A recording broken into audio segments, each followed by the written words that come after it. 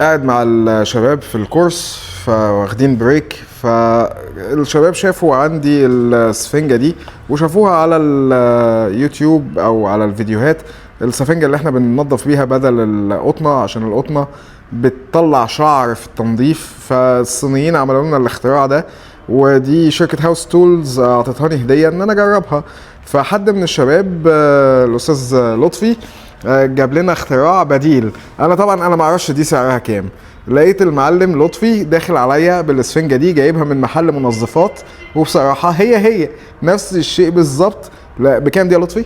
15 جنيه. وهو لطفي بيقول ان هو يعني عمرو نايل، طبعا عمرو نايل عنده اكاديميه تعليم صيانه باغات او تجديد باغات، فبيقول ان هو اللي عرفه عليها. باشمهندس عمرو كان قايل لك تستعمل الاسفنجه دي في ايه؟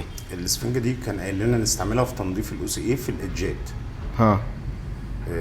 فانا لما شفتها وشفت الفيديوهات بتاعتها على ان بيجيبوها يستخدموها بالتنر في البورده، شكيت ان هي تكون نفس السفنجه، ففعلا لما جبتها لقيتها هي نفس احنا جربناها عملي. وجربناها عملي.